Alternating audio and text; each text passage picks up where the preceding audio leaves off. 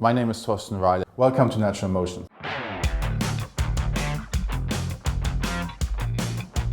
I'm the CEO of Natural Motion. This is where people hang out when they want to eat something or play a few video games. It's a good move. At Natural Motion, we create technology for games and films. We simulate human beings and animals and try and create completely interactive versions of them. These are some of the games that we've been working on. As you can see, we've got GTA here, Star Wars, Red Dead Redemption. Game development and game technology development is surprisingly difficult. There are a lot of problems that have to be solved. That means that people with a background in physics have a big advantage. If no force acts on an object, then the way it's moving won't change. If it's at rest, it'll stay at rest. Or if it's on the move, it'll keep on moving, unless a force acts on it. If an unbalanced force acts on something, you can start anything moving, even a house. If you give a rabbit a tiny little nudge in space, once it's going, it'll just keep going and going and going, unless another force acts on it. What you see on the screen here is a fully physically simulated character. We use a physics engine in real time that simulates the physical properties of the body. A physics engine is computer software that sets the rules of physics in a game. For example, making sure that gravity is the right strength. What we're doing here with the red arrow is we're applying physical forces and impulses to the character, and the character then physically reacts to that. For example, he's trying to protect himself or he's trying to balance. Another advantage of using physics is that if you change the character, so for example, if you make the character much bigger, the character will act very differently. It will respect the laws of physics while our AI is trying to control it. And again, obviously, that's exactly what you would find in real life as well. He does not like that. When something shoves, pushes, nudges, or hits an object, it changes the way it moves and can be quite annoying.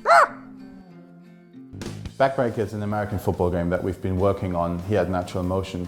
It's the first sports title that's fully interactive, so it's completely live, just like a real sports event would be. You don't know anymore what's going to happen whilst you play the game. Backbreaker is based on real-world physics. They've got virtual muscles that act in the same way as real muscles. I mean, what is special about using physics in computer games is that it gives us the ability to model interactions that would otherwise be impossible to record or too complex for animators to create by hand. We use a real-time physics simulation to create something that is much more real. I'm Matthew Best. I'm the Euphoria producer here on Backbreaker and the head of technology production for Natural Motion. A physics engine is about building your atomic components of your simulation. If you can simulate a ball bouncing off a plane, you can simulate a bullet bouncing off a wall. If you can build a wall, you can build a house. And if you can build a house, then you can build a whole city. And you don't need to worry that 2 miles down the road in that city, bullets aren't working. You've got a physics engine, it should be fine.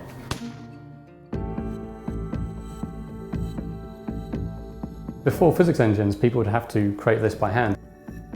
Each interaction would be lovingly crafted by an animator or would be recorded by an actor in a mocap suit. But if you look at the complexity of all these interactions going on here, it's just impossible to imagine how many animations it would take to make that look good. We don't animate someone stretching out his arm, we teach a person how to extend an arm in a way that complies with real-world constraints in biomechanics. If you've got control of a physics engine, you can create all sorts of alternative physical worlds. You can explore low gravity, high gravity, different sorts of frictions. It's good fun to explore.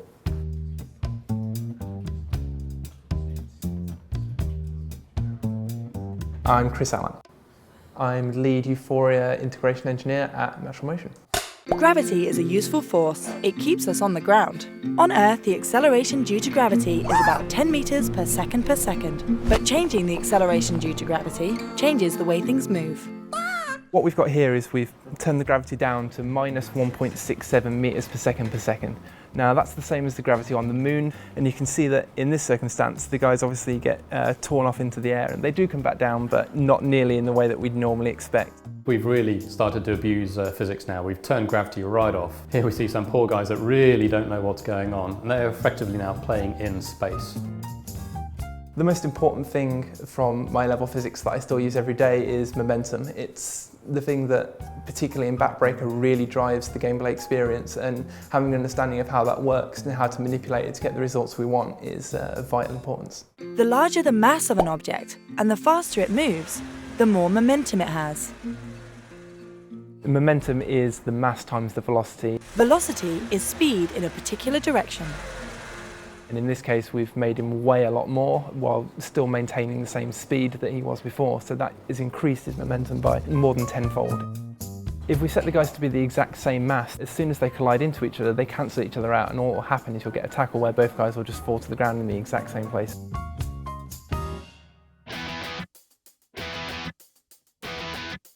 The best way to get into games programming is to develop a strong background in physics and maths. I studied physics at Brunel University. When I was studying physics, I had no idea I would end up here. I was studying it because I was curious about the way the world worked. I found my physics A-level pretty interesting. It was an excellent start point. My teacher was really good at giving us examples that made things funny and interesting to do. Working in NaturalMotion is a challenge, but it's a very rewarding challenge. You get to produce something that other people recognise and see, and it's out there with your name on it. The reason we require people with a strong science background is that a lot of the problems that we're dealing with are uncharted territories. Physics obviously is not one of the easiest subjects. However, the benefits of doing it is that you're much better prepared for subjects like games programming.